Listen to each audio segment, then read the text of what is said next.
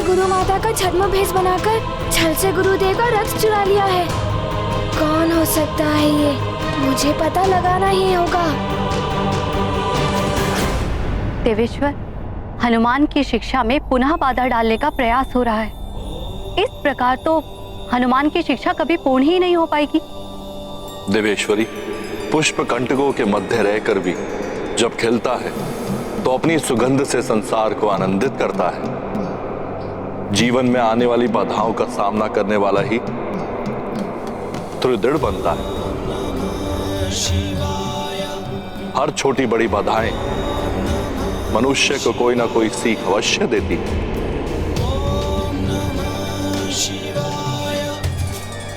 हनुमान को भी इन बाधाओं का सामना करते हुए कोई नवीन सीख अवश्य प्राप्त होगी।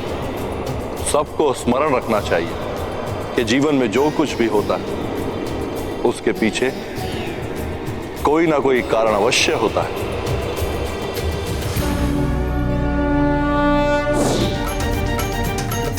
यहाँ तो दूर दूर तक कोई दिखाई नहीं दे रहा है।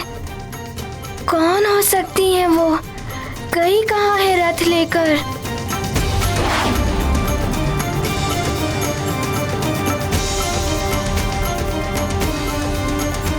रथ तो यहाँ कहीं भी दिखाई नहीं दे रहा है। मुझे शीघ्र ही गुरुदेव को इसकी सूचना देनी होगी।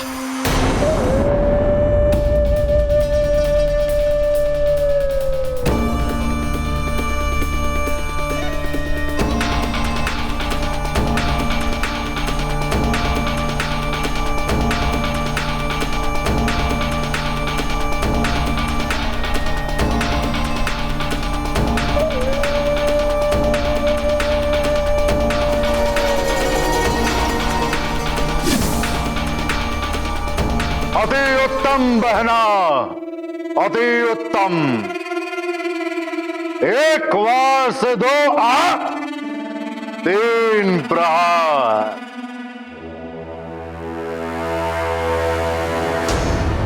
पहला प्रहार उस वानर बालक की शिक्षा रुकेगी। दूसरा प्रहार तुम्हारा यज्ञ पूर्ण होगा। और तीसरा प्रहार और तीसरा प्रहार। आप बड़े उतावले हो रहे हैं वरुण देव। समय आने पर आपको तो ज्ञात हो ही जाएगा।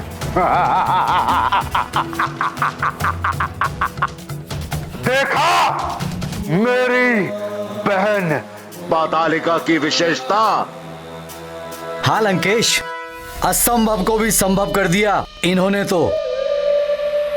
अब सूर्यदेव के ना निकलने से जगत अंधकारमय हो जाएगा। हाहाकार मचेगा, उथल पुथल होगी। अब ये सूर्य रथ यहीं रहेगा। वरुण लोक में रहेगा। वरुण लोक में? अर्थात यहां? क्यों? क्या आप इस रथ का उत्तरदायित्व नहीं ले सकते? कोई और शक्तिशाली वरुण देव के मस्तक पर सवार राहु अपना कार्य भली भांति कर रहा है। अवश्य लंकेश, मैं इस दिव्य रथ की रक्षा के लिए एक अभेद व्यूह की रचना करूंगा। आप तनिक भी चिंता मत कीजिए। किंतु भैया, पातालिका, तुम अश्व को लेकर पाताल लोक पहुंचो। जैसी लंकेश की आज्ञा।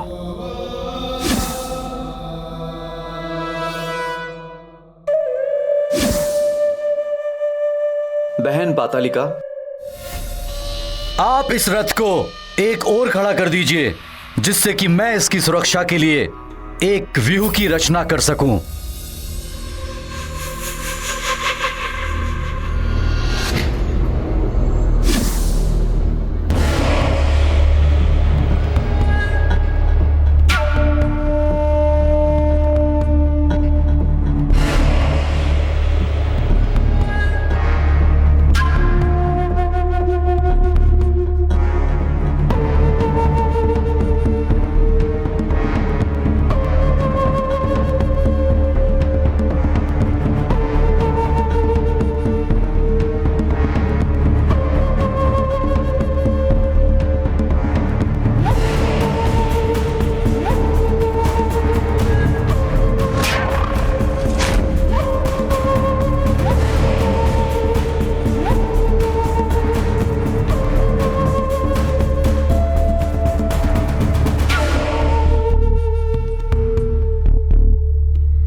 भैया, ये आप क्या कर रहे हैं? है तो ये देवता ही। रथ इसके पास छोड़ने पर ये सूर्य देव को रथ लौटा भी तो सकता है। हमें इसे अश्वों सहित पाताल लोक ले चलना चाहिए। यही तो हम चाहते हैं।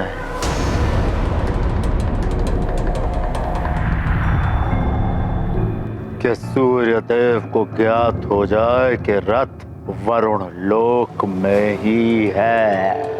क्या? तो फिर इस सबका क्या लाभ? बहना, अश्व तो तुम्हारे पास ही रहेंगे, अभेद मायावी मंत्रों के कवच में सुरक्षित। किंतु रथ तो मिल जाएगा उन्हें। रथ तो सूर्य देव अवश्य यहाँ ढूंढते हुए आएंगे, किंतु राहु से ग्रसित वरुण देव उन्हें रथ लौटाएंगे नहीं।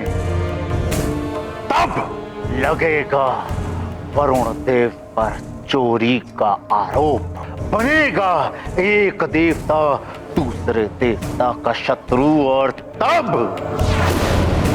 होगा रावण का तीसरा प्रहार।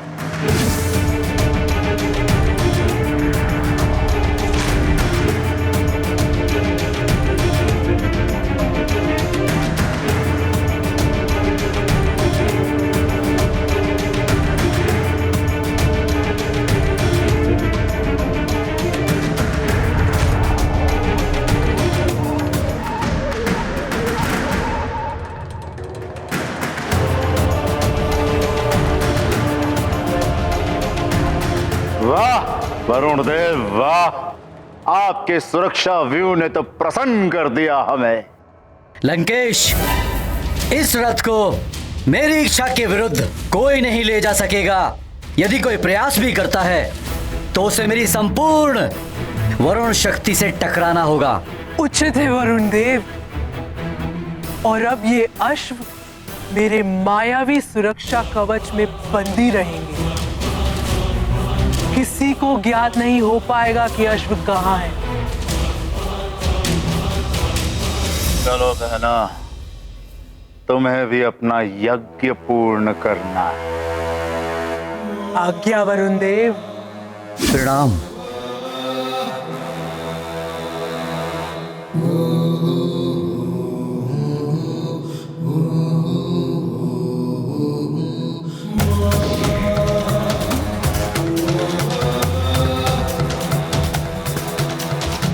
वानर बालक, अब तक तो केवल तूने रावण के बल का सामना किया है। रावण के छल बल को तूने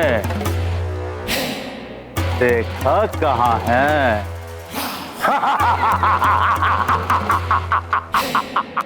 असंभव है ये।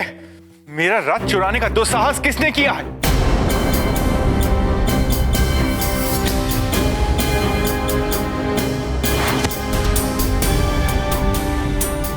गुरुदेव प्रणाम। गुरुदेव, मैंने देखा है उन्हें। वो गुरु माता के भेष में कोई राक्षस स्त्री थी।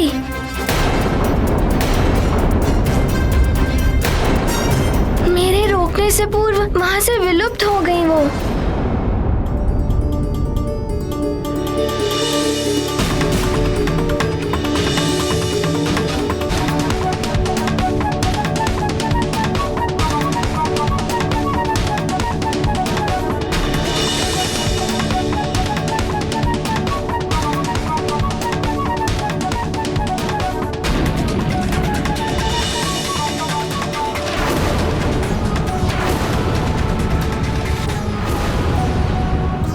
मैंने उन्हें ढूंढा भी, किंतु उनके बारे में कुछ ज्ञात नहीं हो सका। मुझे क्षमा कर दीजिए गुरुदेव। इसमें तुम्हारी कोई भूल नहीं है वत्स।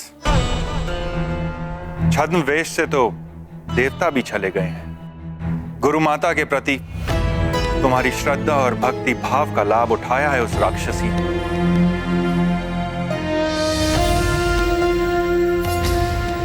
किंतु अब तो संकट यह है कि यदि मैं अपने रथ पे नित्य भ्रमण पे नहीं निकला तो प्रातः नहीं होगी। संसार का संचालन अवरुद्ध हो जाएगा, सृष्टि संतप्त हो उठेगी। हनुमान, तुम्हारी शिक्षा भी पुनः आरंभ नहीं हो पाएगी।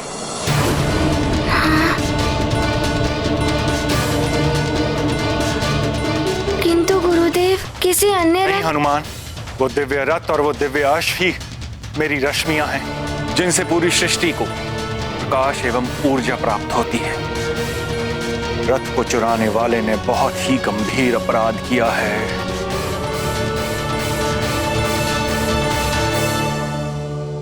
गुरुदेव, मेरे नेत्रों के समक्ष ही उस राक्षसनी ने आपका रथ चुराया है। वो कहीं भी गई हो, मैं उसे अवश्य ढूंढ के लाऊंगा आपके पास। आज्ञा दे। नहीं हनुमान, रथ की सुरक्षा का दायित्व तुम्हारा नहीं।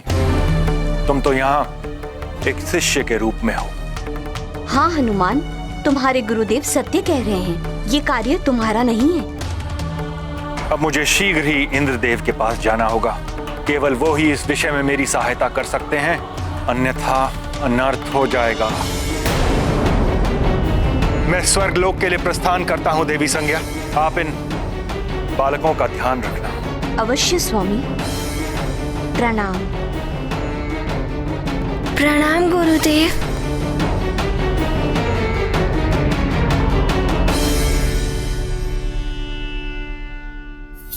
संसार पर तो महाविपत्ति आ गई है। गुरुदेव ने मुझे कुछ भी करने से मना कर दिया है। क्या करूं मैं? ओम मनस्तुके तनिये मानायुषी मानगोषु मानोश्वशु रीरषा मानविविरान रुद्र भामिनो व्याधीर विष्मन्तः सदमित्वा हवामहे। ओम अस्त्राय फटू।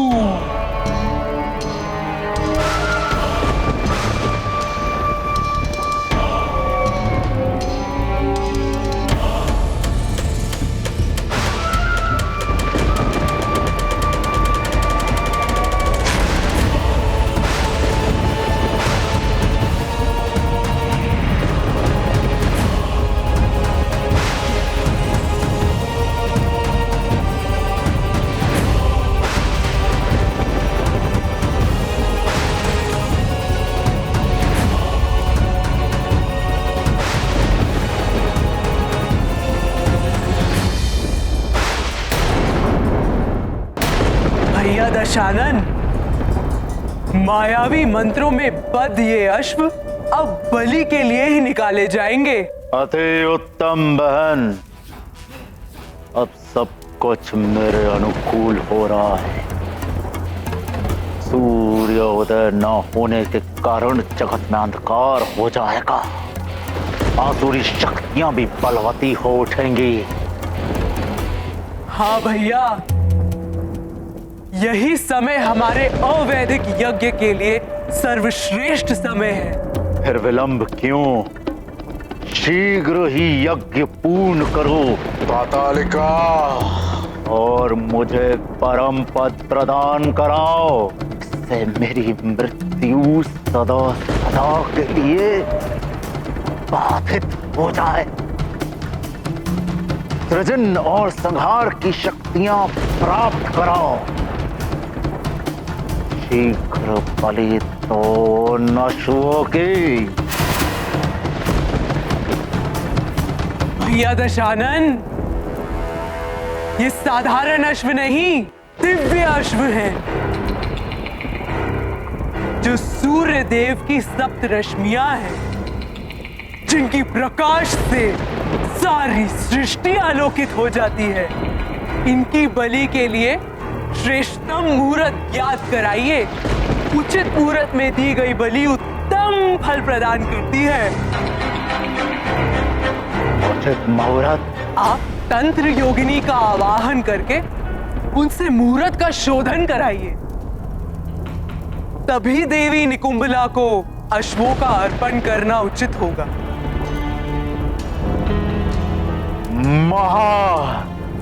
मायावी योगिनी प्रकट हो।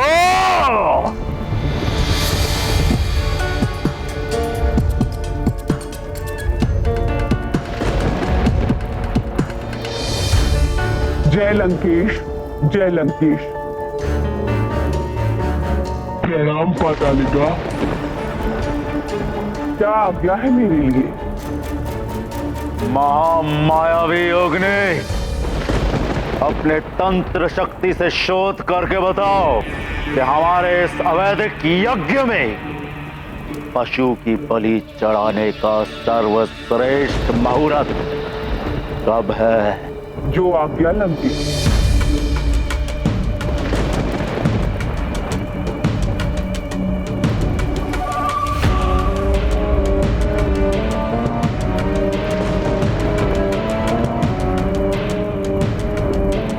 लंकेश, इस यज्ञ में बलि देने के लिए सर्वोत्तम मुहूर्त 5 प्रहर के पश्चात केवल 7 क्षण के लिए है। परंतु ज्ञात रहे, यदि उस समय बलि नहीं दे पाए तो ये यज्ञ कदापि पूर्ण नहीं होगा।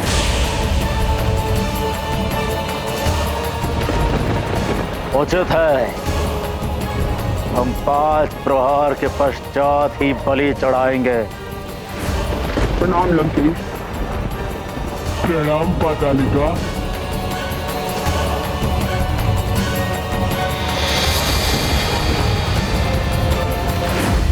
उग्रदंत, उग्रदंत, आसुरी शक्तियों के अत्याचार तो जगत में आरंभ हो ही चुके होंगे, परंतु तुम दोनों को एक और आवश्यक कार्य करना है।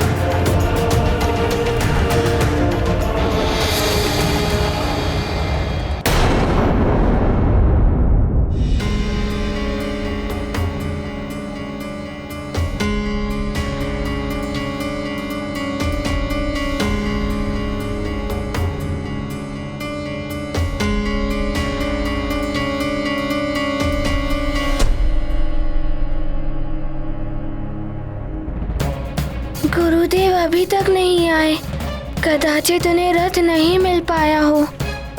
हनुमान किस सोच में है?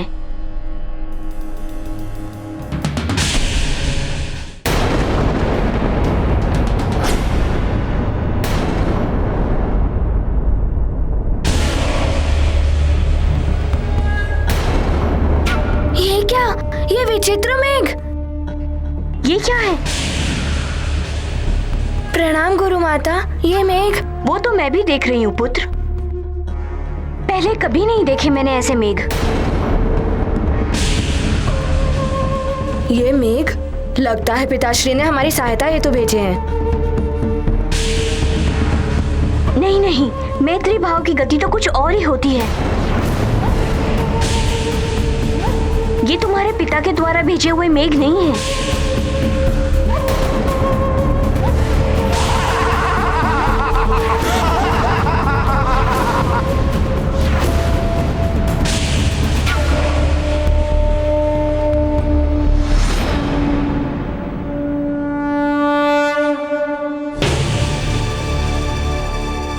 हनुमान, जयंत, पीछे आओ, ये राक्षस हैं।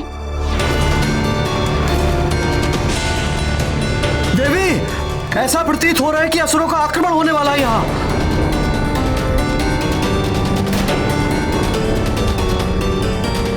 सावधान, सावधान हो जाओ सूर्यलोक के रक्षकों।